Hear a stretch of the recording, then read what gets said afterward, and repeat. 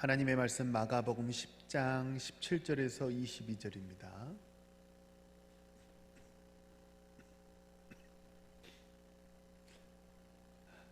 신약성경 마가복음 10장 17절에서 22절 말씀.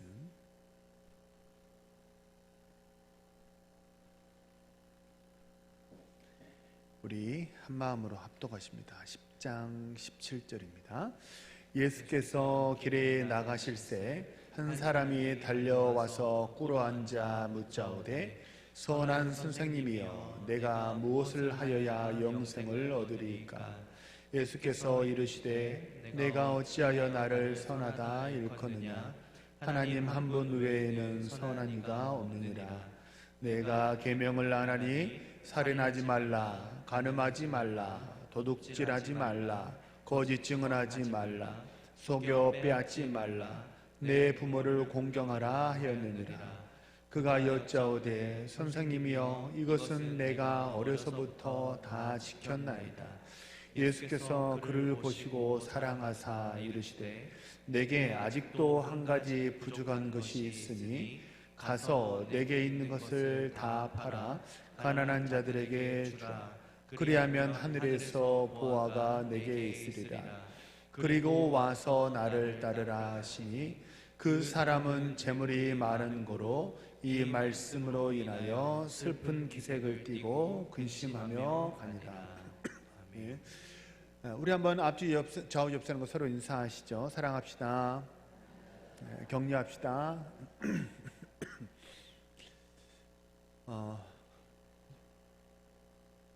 매주일 만나도 우리는 매주일 만난다 그러니까 매주일이지만 사실은 7일에 한 번 보는 거거든요. 참 만날 때마다 너무 반갑고 감사합니다. 우리 말씀을 통한 응답의 축복을 누리는 우리 이 시간 예배하는 우리 성도님들 되시기를 주님의 이름으로 축복합니다. 신앙의 마디가 있는 성도라는 제목으로 말씀을 전하겠습니다. 역사에 기록된 위대한 발견은요, 사실 우연히 이루어진 것들이 상당히 많습니다. 노벨이 발견한 다이너마이트, 플레밍이 발견한 페니실린, 이게 우연히 발견된 거라는 사실을 알고 계십니까? 근데 사실 한 걸음만 더 들어가 보면요, 표면적으로는 분명 어쩌다가 이렇게 우연찮게 발견이 된 거예요.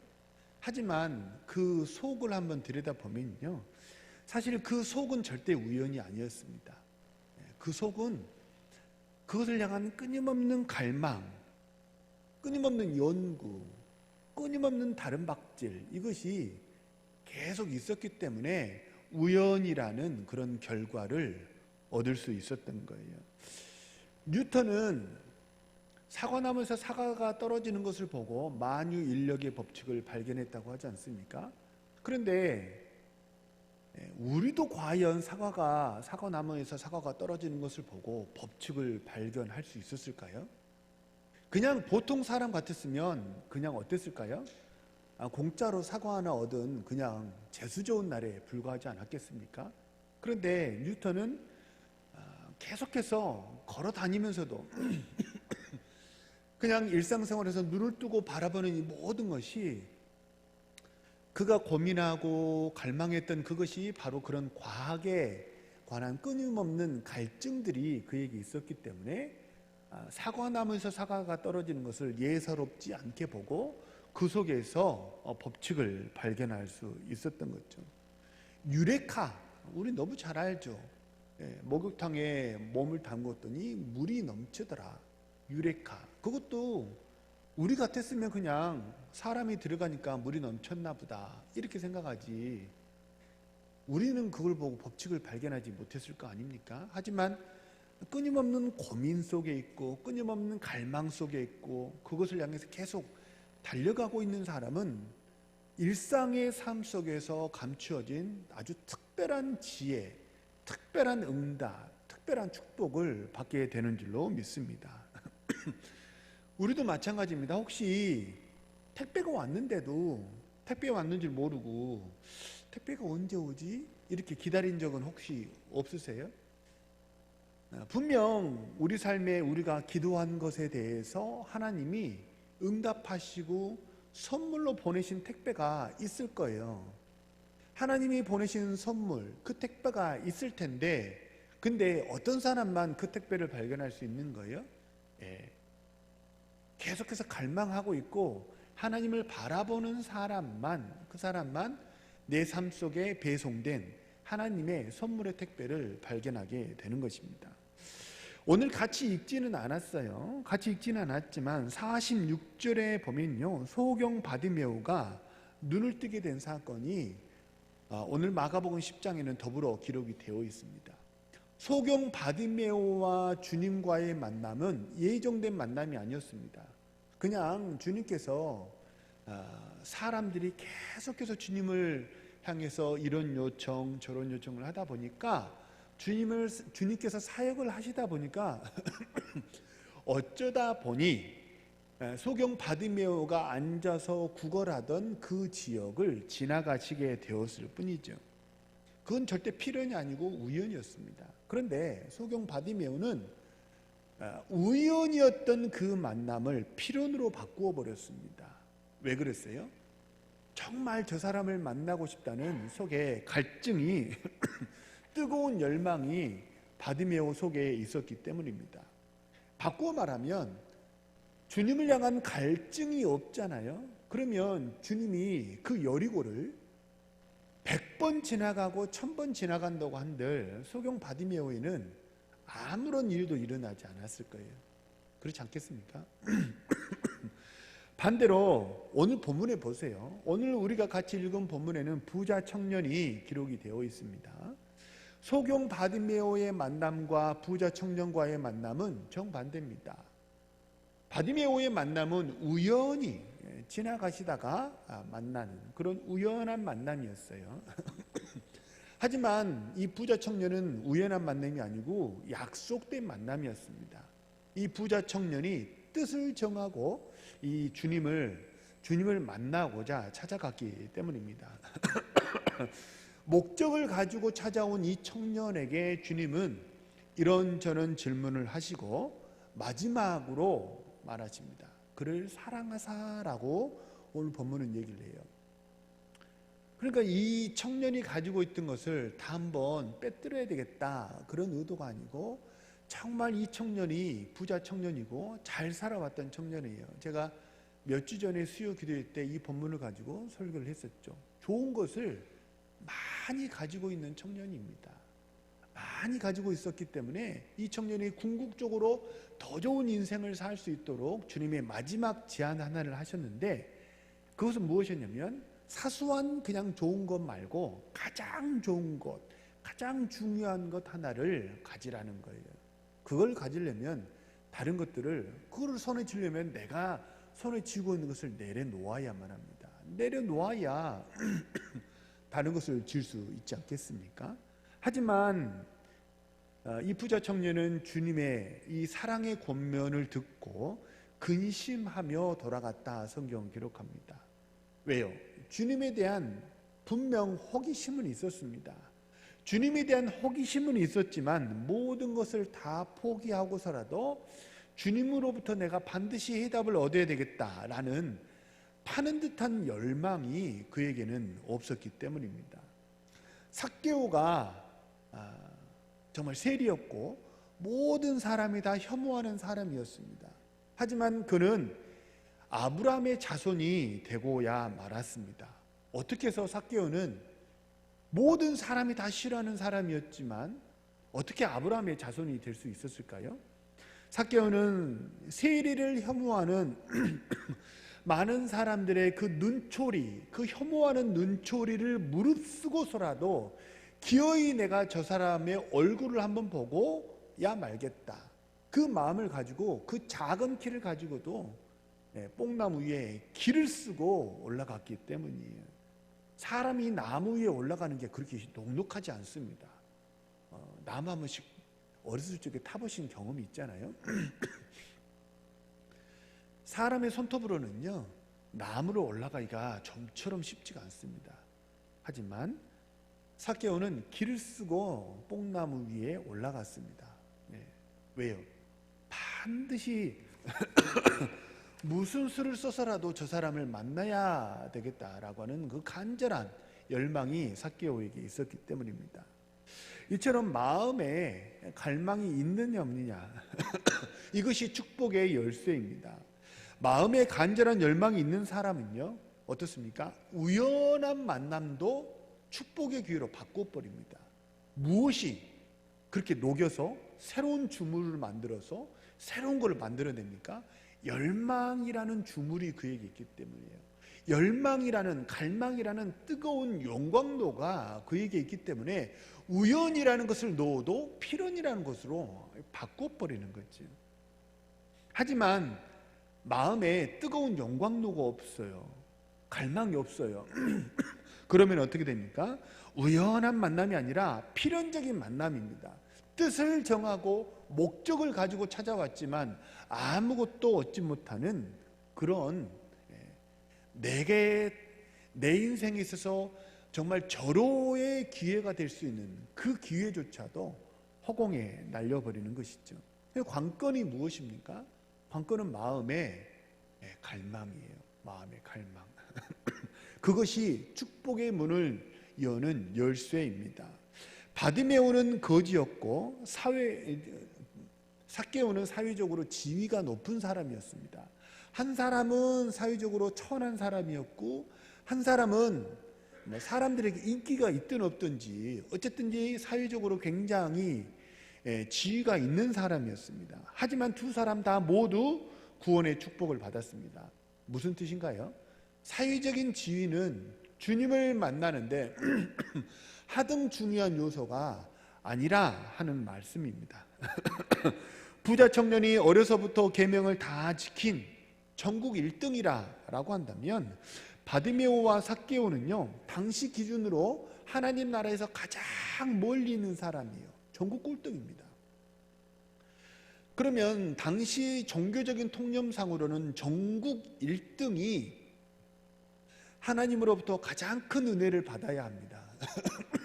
전국 1등이 하나님으로부터 큰 은혜를 받고 정반대로 전국 꼴등은 하나님으로부터 은혜를 받지 못해야 했습니다. 하지만 결과는 어떻게 되었습니까?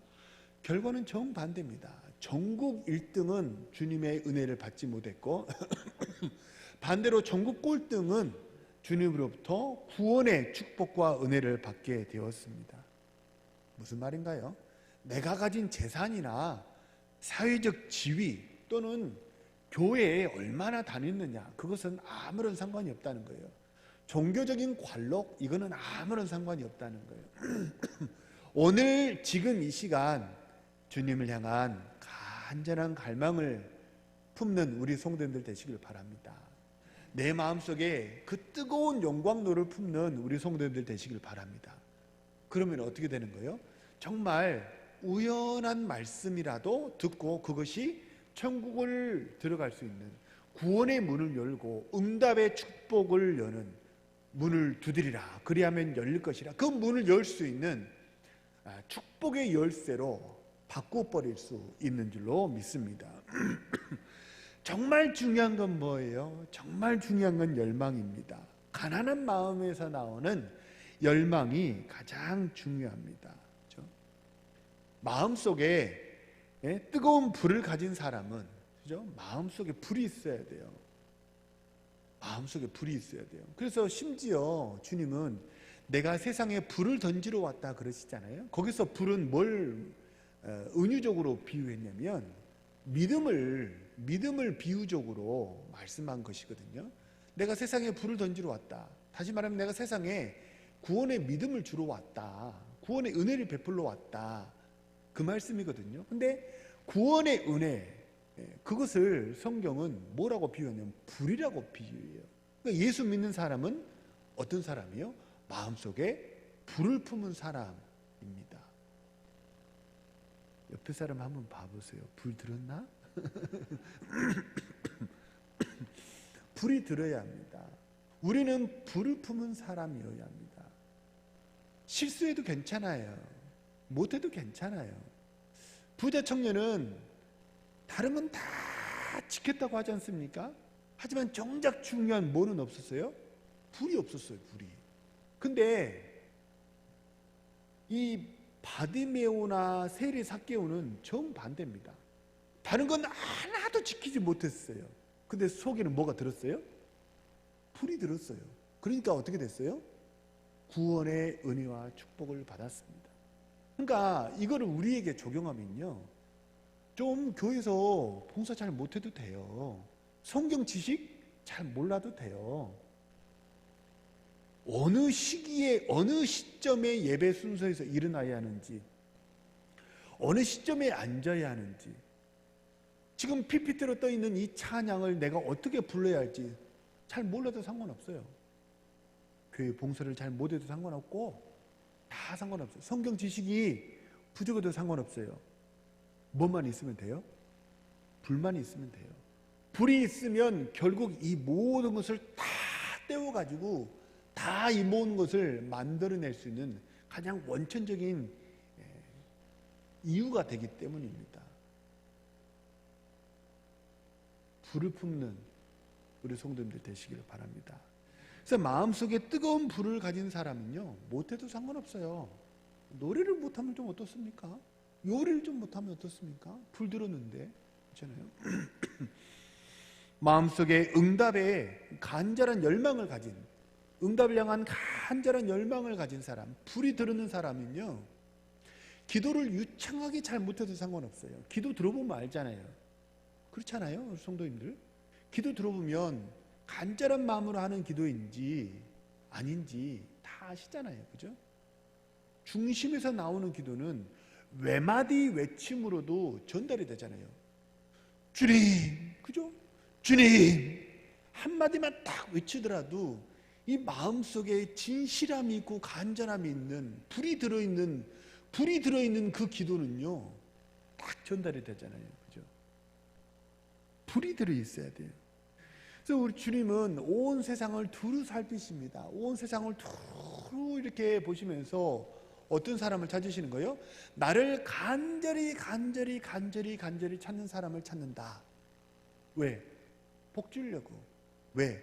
응답의 축복을 주려고 주님이 찾는다 하시잖아요. 이 말을 바꿔보면 무슨 말이에요? 예, 종교적인 관록은 없어도 상관없어요. 예? 조금 사람이 뭐 이렇게 부족해도 상관은 없어요. 속에 뭐가 들었어요? 불이 들어있는 사람을 주님은 찾으신다는 거예요. 그리고 불이 들어있는 사람에게 주님은 응답의 축복을 주신다는 거예요. 불같은 열망으로 구하고 찾고 두드리는 우리 성도님들 되시기를 바랍니다. 그래서 주님으로부터 응답의 축복을 받아 누리는 우리 신실한 주의 백성 되시기를 주님의 이름으로 축복합니다. 바디메오는요, 맹인이었습니다. 맹인이었기 때문에 너무나 당연한 얘기죠. 앞을 볼 수가 없었습니다. 하지만 바디메오는 맹인이어서 앞을 볼 수는 없었지만 뭐는 할 수 있었어요? 말은 할 수 있었어요. 그래서 어떻게 했습니까? 그는 소리 질렀습니다. 없는 것으로 포기하지 않았어요. 바디메오는 있는 것으로 주님께 나아갔습니다. 이것이 열망하는 자들의 특징입니다. 혹자들은요, 보면 이렇게 제자 훈련을 하고 교회에서 신앙을 지도하고 하다 보면요, 혹간 목사도 마찬가지입니다. 혹간 간혹 어떤 마음속에 꼭 나에게 부족한 것이 먼저 생각나는 그런 경우가 있지 않습니까? 나는 이것도 없고 저것도 못하고 그것도 없는데 내가 뭘 할 수 있겠어? 우리에게 꼭 그런 마음이 들 때가 있어요. 근데 2019년에 SBS에서 방영된 스토브리그라는 야구를 소재로 한 드라마가 있었어요. 혹시 보신 분 계신가요? 일명도 안 계십니까? 네, 한 사람이라도 소리를 좀 들어주십시오. 우리 동교회는 제가 부르는 찬양도 잘 이렇게 호환이 안 되고 너는 왜 항상 우니 슬퍼도 눈물 나도 따라 부르실 때까지 반복해서 부를 겁니다. 전사님이 찬양 인도할 때 오후 예배 때 매주 하셔. 너는 항상 우니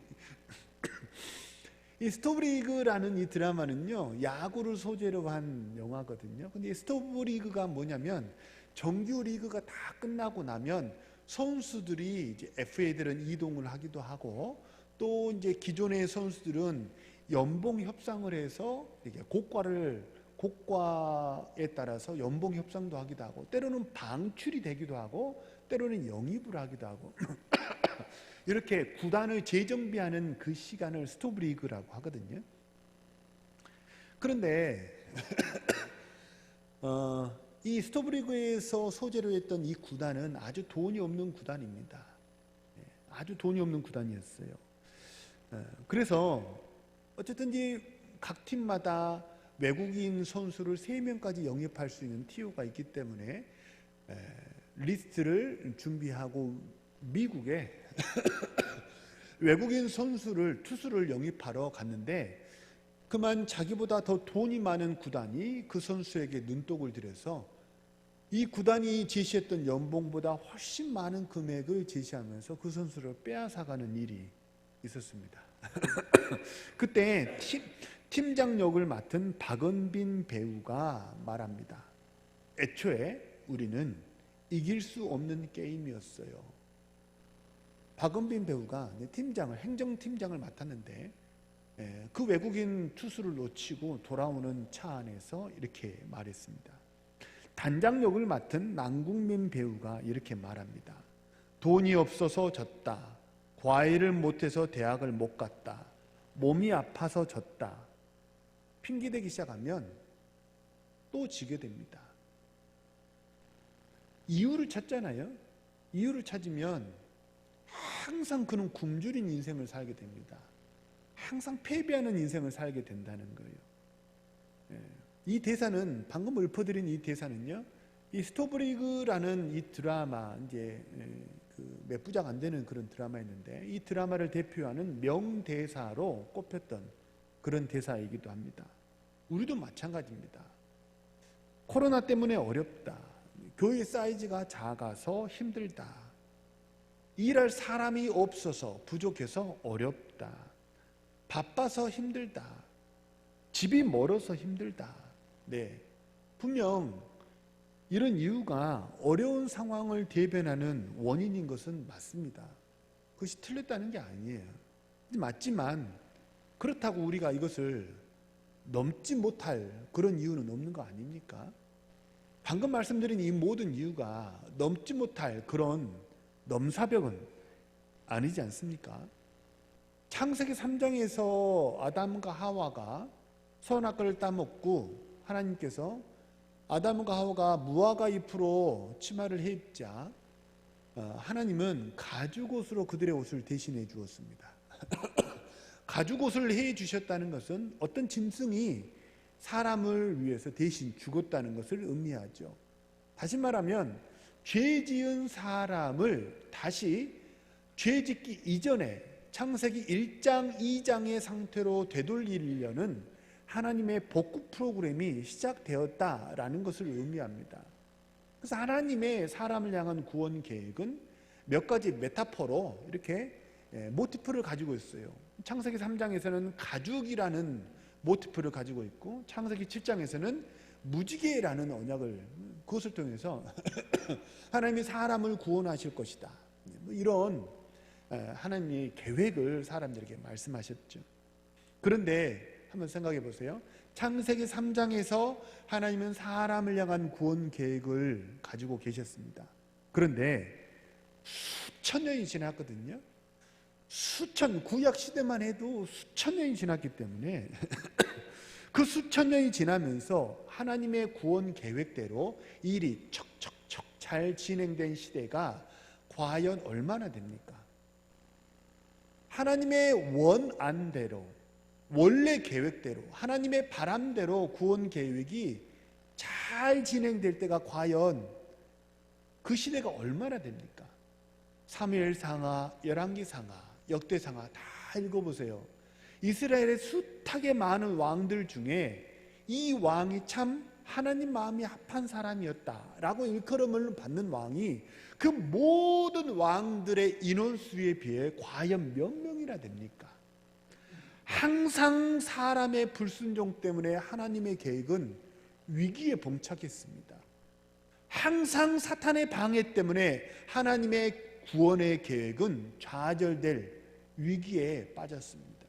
심지어 이제 얼마 전에 우리는 종료주일과 부활주일을 지내면서 말씀드렸지만, 종교 지도자들이 그렇게도 주님을 대적해 놓고 결정적인 순간에는 뭐라고 결정을 합니까? 6월절에는 죽이지 말자. 그들은 그렇게 계획을 했습니다. 하지만 하나님의 계획은 6월절 어린 양으로 주님이 죽으셔야 했잖아요. 그렇게도 주님을 대적하는 이들이 6월절에는 또 죽이지 말자 그래요. 그죠? 역사적으로 계속해서 사람의 불순종과 사단의 방해로 하나님이 세우신 그 구원의 계획은 항상 좌초될 위기가 훨씬 많았습니다. 훨씬 많은 정도가 아니고 압도적으로 많았습니다. 압도적으로 잘 돼서 우리가 구원받은 게 아니에요. 압도적으로 사탄의 방해가 많았습니다. 그러나 결국 우리의 구원은 이루어지는 줄로 믿습니다. 무엇이 이런 압도적인 방해에도 불구하고 우리의 구원을 이루게 했습니까? 그 모든 방해와 그 모든 불순종을 뛰어넘어 버리는 성령 하나님의 인도하심과 공급하심과 보호하심, 그 하나님의 성령 하나님의 능력이 결국은 우리의 구원을 마침내 이루게 하셨는 줄로 믿습니다. 그래서 우리가 뭘 보아야 됩니까? 우리에게 없는 걸 보아서는 안 돼요.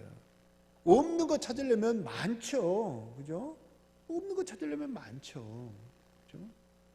드럼 주자도 없고요. 일렉 기타도 없고요. 그죠? 막 전임 부목사도 좀 있으면 좋겠고요. 그죠? 교회도 막 버스가 좀 있고 그러면 좋겠죠? 없는 거 찾으면 아무것도 못합니다.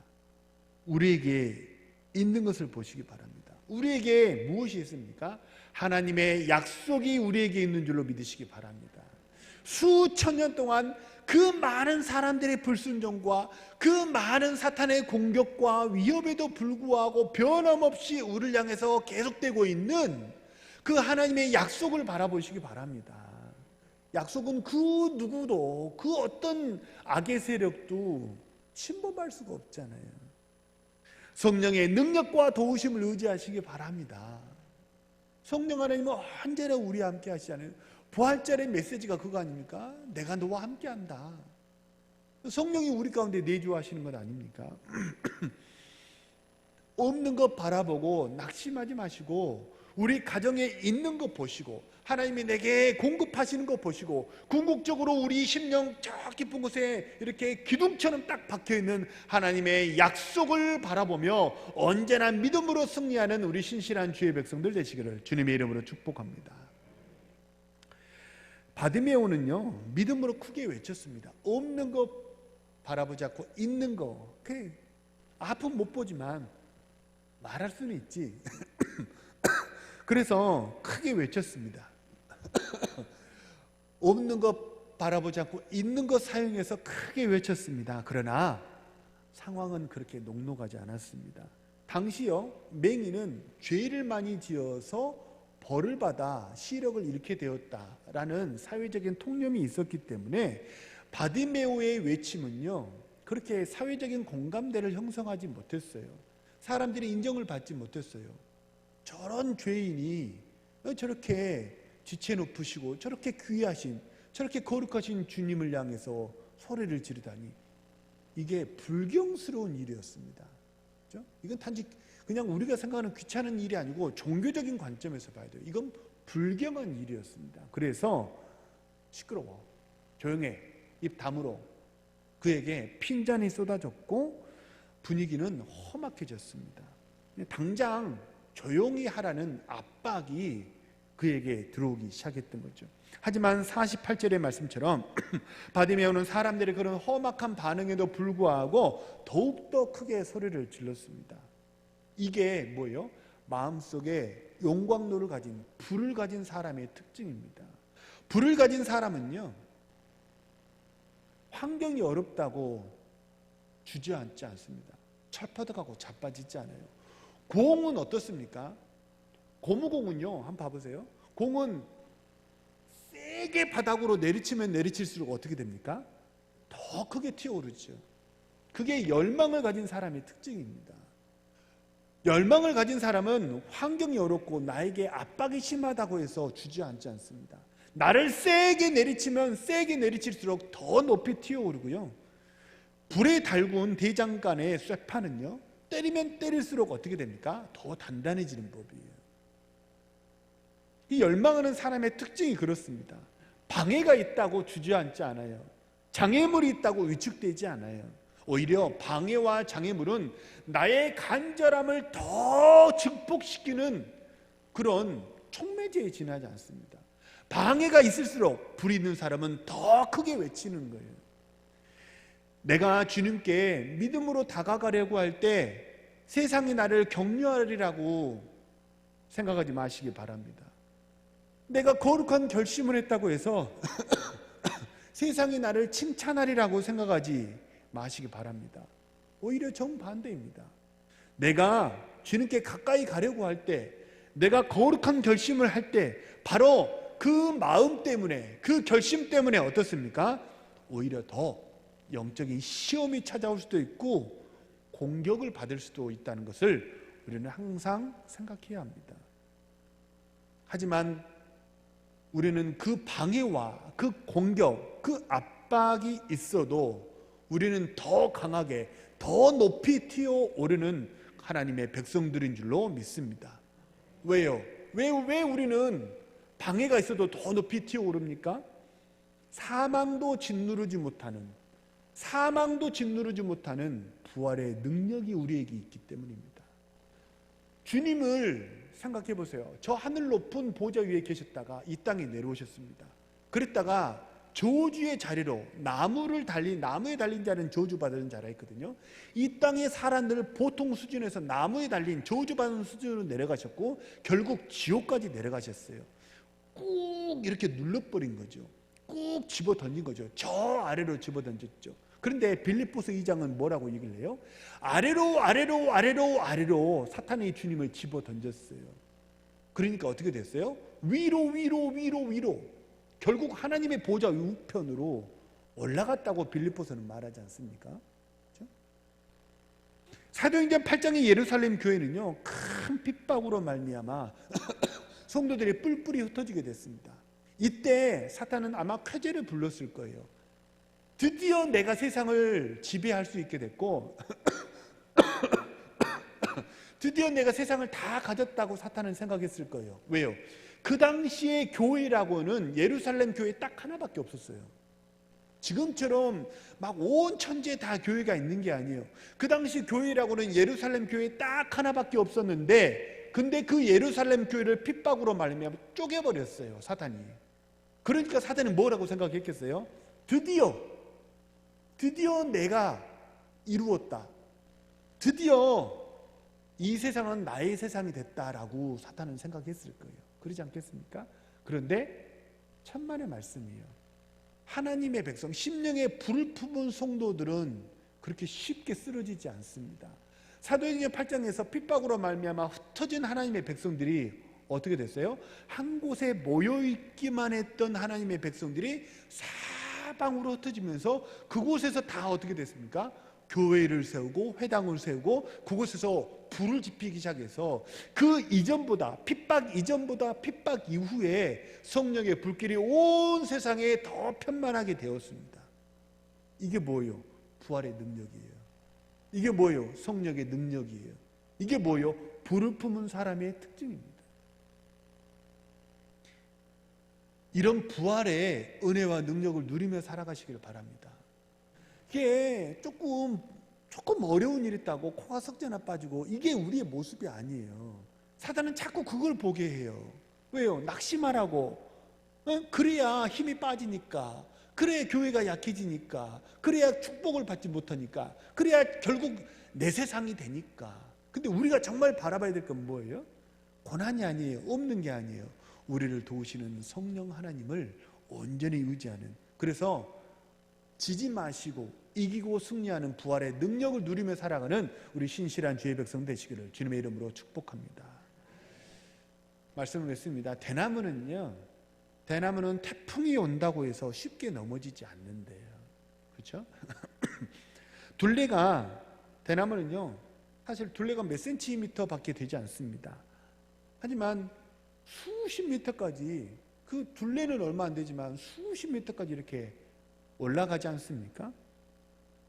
그렇게 높이 올라갈 수 있는 이유가 뭐예요? 그리고 그렇게 높이 올라갔는데 강풍이 불어도 꺾이거나 부러지지 않는 이유가 뭐예요?